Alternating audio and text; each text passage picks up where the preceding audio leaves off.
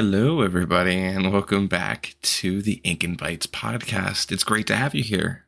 Last episode was our very first longer form interview episode, and it was a really good milestone, not only for me, but for the show, because it taught me how to do interviews. It taught me how to hold a conversation for a while, and we did a really good job, I think, at navigating a variety of different hobbies that Mooneycorn has, because he has a variety of hobbies. So if you haven't listened to that yet, I highly suggest it. Like I said, it's one of the longer form episodes, so it's more of you're driving for a little bit, or you like to listen while on your computer and so on and so forth. It's about an hour and a half, but it's a really good conversation. And after I recorded it and uploaded it, I really spent the week building this podcast up. I swapped hosts, so I'm pretty much on every single podcasting platform now.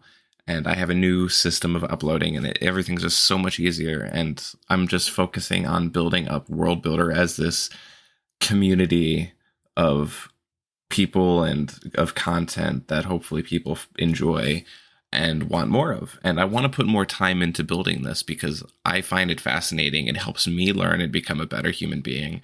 And I'm putting more time into it now. But if anybody really enjoys what I'm doing and they want more and maybe some special perks and roles in a Discord server, if I ever set one up, which I plan on doing, a little peek under the hood, you can support me on Ko-Fi. I just set up my own Ko-Fi, and that is ko-fi.com/worldbuilder. And right now there's just one role called supporter, which is just a small donation monthly, but it allows me to spend more time on this podcast, on my blog, and all these creative endeavors to bring more content that I think that you would enjoy, that would hopefully help you in any field you're interested in. Because just like Mooneycorn has a lot of hobbies, I also have a lot of hobbies that I want to explore and talk about and get more people on the show and just bring value to as many people as I can. So again, if you really like the show and you want more of it, check out ko-fi.com/worldbuilder. And as time goes on, there's going to be more perks that come out and more roles that come out and maybe exclusive episodes here and there if I can pull it off, which I think I can, because again, I really like doing this. But with that said, I want to give a shout out to the very first supporter of this podcast, TJ. I just want to say thank you so much for jumping in and showing your support on this early podcast and this early project. It really means the world to me, and it really motivates me to keep going. It puts a little bit of a fire under me because I need that, and I'm grateful for your support, and I'm so glad you enjoy what I'm doing. So thank you again, TJ, for your support. Leadership is not something that we all can pick up easily. Of course, there's going to be some naturally born leaders that have a knack for it. It can lead a team to success with relative ease, and you can just pick up and go. But a lot of us, me included, have to learn about leadership through books, through research, through practice and application to real-world situations. And there's no better way to see leadership firsthand and learn good leadership and see and experience bad leadership, which will then help in learning how to be a good leader, than the crucibles of armed combat. And that is exactly how the individual we're going to be talking about today learned how to be a fantastic leader and learned how to share it with others to grow and build new leaders, not only in the military sector, but in the civilian sector. Jocko served as a SEAL platoon commander during the Battle of Ramadi in Iraq and seen the horrors of war and got to see good and bad leadership and see the outcomes that they can lead to. And outside of that, once he was done with service, started his own company called Echelon Front, which actually helps companies in the civilian sector become better and stronger teams and build better products and have just overall a stronger unification of their efforts. And even outside of that, Jocko has his own brand of health and supplements that are fantastic at keeping you in the right mindset, keeping you in shape if you pair it with correct exercise and food. So all around, Jocko is a really great individual to look at for what we're going to be talking about today. And once again, he has a lot of books on leadership, and we're only going to be covering two of the lessons in one of these books that I find fascinating, and the book in particular is The Dichotomy of Leadership. But outside of that, there's also extreme ownership and leadership strategy and tactics, and probably a few more that I'm missing. But highly recommend this book. Kind of similar to the first episode that we did. I can't read the whole book. It's way too big. The concepts are too deep to explore all of them in a short form episode. So pick up the book. You can find it pretty much on any retail. Fantastic stuff. This is a great read, and you'll see what I mean as we explore these two topics. So before we jump in, you may be wondering why I'm talking about this. Well, just like all the other episodes I recorded and I'm gonna record, I have an immense interest in this topic, and I want to bring it forward to the world and kind of act as a bridge for people so they can get into it themselves and explore the granular topics that I can't really cover today in the short form episodes for a variety of reasons. And also, I have been impacted pretty heavily by Jocko's literature and his leadership style, and I'm fascinated by it, and I just love learning more about it, just because I have experienced a lot of bad leadership that made me want to learn how to be a good leader, so if I'm ever put in a position, I can be efficient in that position. So, without further ado, let's get into it.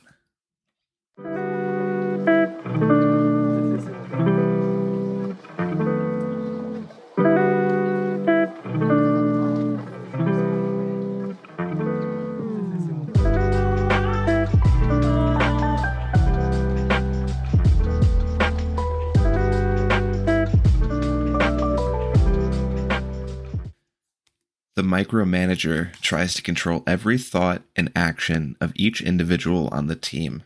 Micromanagement fails because no one person can control multiple people executing a vast number of actions in a dynamic environment, where changes in the situation occur rapidly and with unpredictability. It also inhibits the growth of subordinates. When people become accustomed to being told what to do, they begin to await direction. Initiative fades and eventually dies. Creativity and bold thought and action soon die as well. The team becomes a bunch of simple and thoughtless automatons, following orders without understanding, moving forward only when told to do so. A team like that will never achieve greatness. The hands-off leader with a laissez-faire attitude is on the opposite end of the spectrum. Such a leader fails to provide specific direction, in some cases almost no clear direction whatsoever. Instead of a lack of thought like a team that is micromanaged, a team with a hands-off leader thinks too much. Its members have grand ideas and plans. They come up with new tactics and procedures. They even start to develop their own broad strategies beyond the boundaries of their responsibilities and competence. Such grandiose ideas and thoughts become a major problem when they are not aligned with the greater vision and goals of the company. So the troops, instead of pushing the team towards its strategic goals, move in random directions.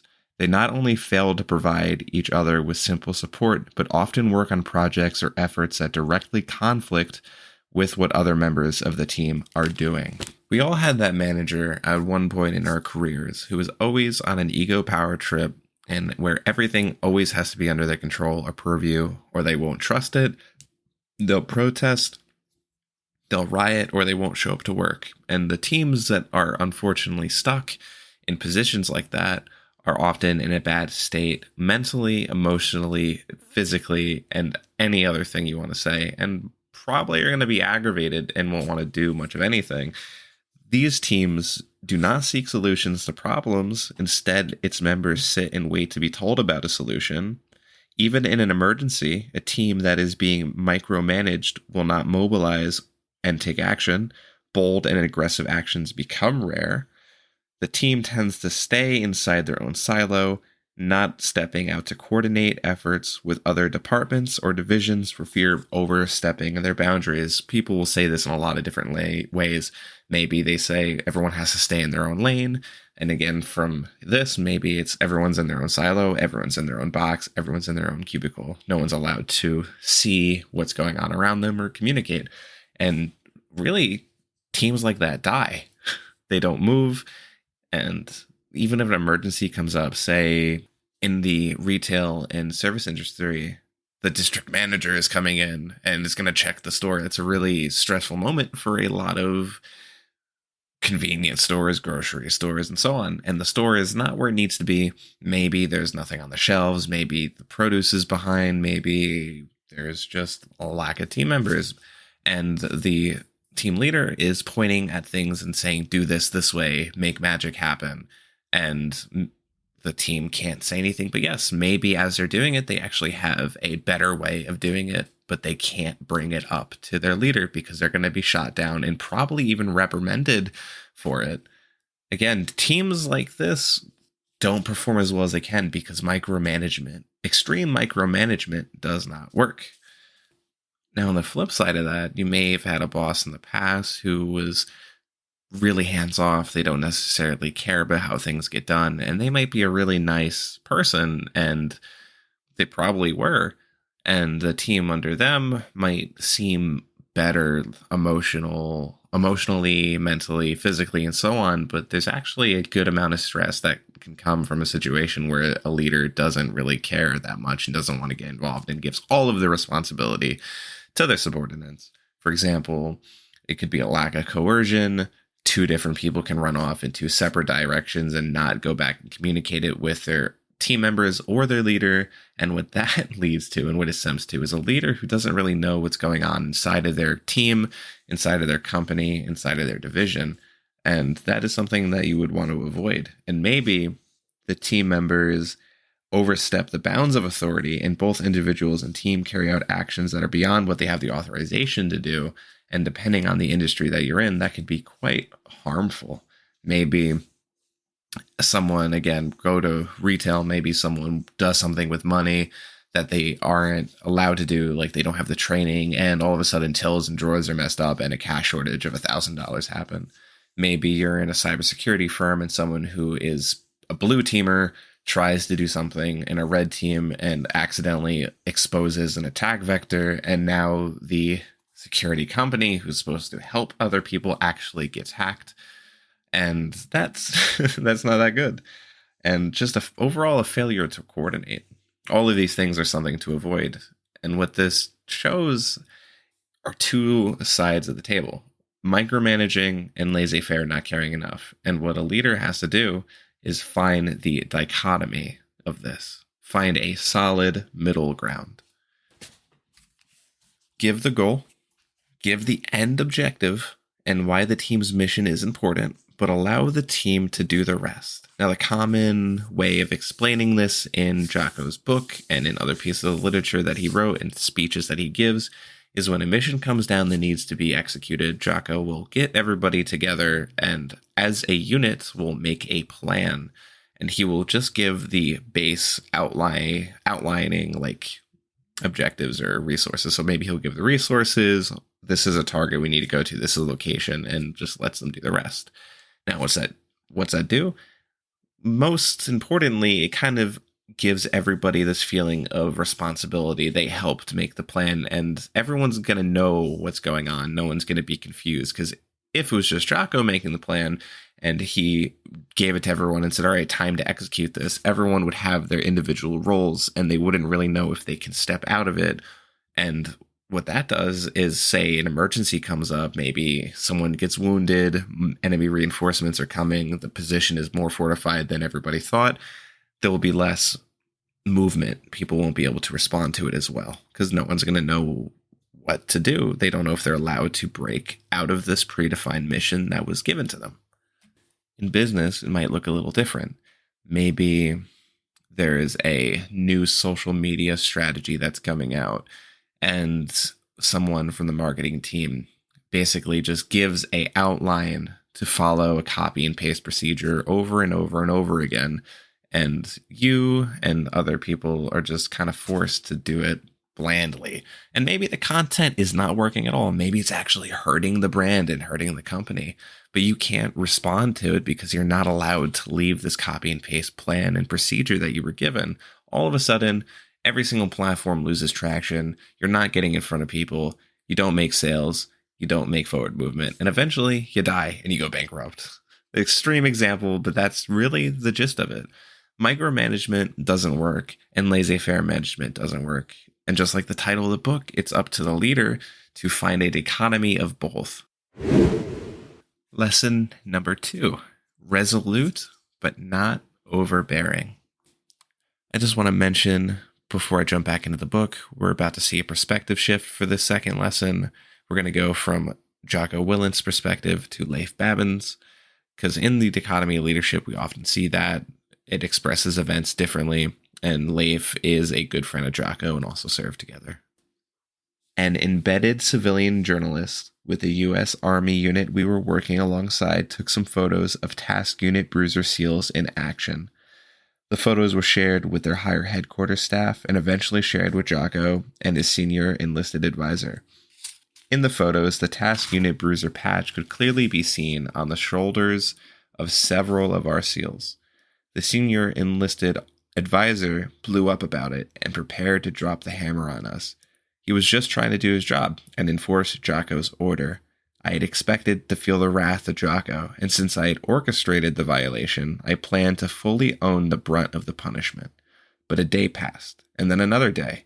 Jocko didn't mention it. I was surprised. Jocko knew we had violated his order. Willful disobedience. But in this case, Jocko didn't hold the line and enforce the standard he had set. He let it go.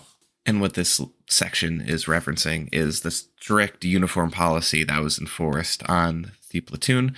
Everyone had to have clean and standardized uniforms, and Leif, alongside of some other team members, put together a custom unit patch and secretly put it on their uniforms when they would go out to missions. And as you just heard, it got discovered, but instead of getting absolutely obliterated and having the textbook thrown at them, Jocko didn't mention it and let it go. He didn't hold the line. He was resolute, but not overbearing. The mere action of not throwing the textbook at his team for simply wanting to wear a patch that symbolized their task unit built unity and allowed for better performance and gave Jocko what he terms leadership capital. What's that? Well, simply put, leadership capital is the ability you have as a leader to I don't want to say enforce, but impose certain things on your subordinates. If you have a lot of it, you're able to tell people what to do without much pushback. If you don't have that much of it, people really aren't going to listen to you. A leader that holds the line on something insignificant and silly, as the book's example is a patch on a uniform, there will be less leadership capital for them to utilize when things of strategic importance come up or an emergency arises. Instead, they'll have a team that pushes back, is generally aggravated, or just won't listen, and there will be little to no team unity. Now, in a business example, we've seen a lot of this occur when COVID happened. Maybe a team lead is very strict with a camera policy. Your camera has to be on every single meeting or you will not be allowed into the meeting or you'll be kicked, and you have to be wearing, professional clothing. Camera's on, dress professional. What that does is maybe it adds stress. Maybe people are likely to get annoyed and they'll come into the meeting aggravated and there'll be less communication. And maybe someone doesn't have the camera on because it's broken.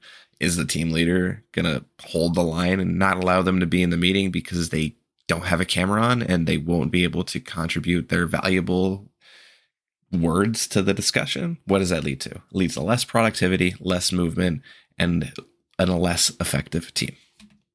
So once again, we see this idea of finding a dichotomy between being resolute but not overbearing. When should you use your leadership capital to step in as a leader and put orders into place, and when should you just let your team go and do what they're going to do? It's the role of a leader and a good leader to be able to balance these two things. You want to have a lot of leadership capital. You don't want to have none. Because I like this lesson so much and I resonated with it so profoundly, I'm going to give one more example that many people are going to find more approachable. We all like to listen to music. It makes the time go by, so on and so forth. It's just helpful. So picture you are a stalker and you have an earbud in and you have one out. So obviously you can still hear and respond to things around you, and you still have your uniform and you work hard. You do everything you're supposed to do. But the manager is very opposed to any type of electronic device or music when you're on the sales floor or when you're doing your job. Maybe they go so far as to put your phone in a box every time you clock in, and you cannot have it when you're working. You only have it on your break and when you're done. Now, what's that going to cause? People are going to be mad. They won't work as good. They're probably going to perform poorly. And again, less unity, more aggravation, and that manager is going to have less leadership capital. So for when something happens, maybe the district manager's coming, they're not going to have as much sway with the team than they would if they said, you can listen to your music, but just don't let it be a distraction. In that case, that leader's probably going to have more leadership capital, and the team is going to want to make the store look nice for when this head honcho comes in. See what I mean? Finding the middle ground is important in every leadership situation, not only in this book, but in many of the other lessons that Jocko teaches. Before we close out and round out this discussion, I just really briefly want to mention the concept of extreme ownership because I love it so much. And obviously, I can only plant the seed because it's the title of an entire book. This entire concept is expanded on in Extreme Ownership, which is their first book. Highly recommend that too. We'll probably talk about it in another episode, just about this one thing. But I want to plant the seed. So what is extreme ownership? Very simply, it is taking extreme ownership of the team. So maybe you do everything right. For example, you found the dichotomy between micromanagement and laissez-faire. You're right in the middle. You have a perfect balance, but the mission still fails. Instead of saying the stars weren't aligned or the cards were stacked against us, you'll instead say, what could I have done better? Who could I have supported more? How can I improve so this doesn't happen again because I failed as a leader? And it hurts really bad to swallow that pill because maybe you thought you did everything right. Maybe it was a damn good plan. Maybe the team did everything it needed to do and they had it right. But still, the universe works in mysterious ways and it fell apart. And it's hard to swallow that pill. And it's a really good way to keep the ego in check. And it's just a really powerful leadership concept if you're able to internalize it and incorporate it into your own ethos. So again, I just wanted to plant that seed. If you're interested in extreme ownership, read the book. If you're interested in these two lessons, there's many more in the Dichotomies of Leadership. Highly recommend it. And it's a valuable tool in your tool belt if you're a leader at any level, at any industry. Thank you so much for listening to another episode of Ink and Bites, and I really hope you found something valuable in these leadership lessons, and these are only two, so I hope you found something that you can take and think on to help you in your own career. And again, if you really love what I'm doing and you want to support my work, make sure to head out to ko-fi/worldbuilder, and you'll be able to see my page.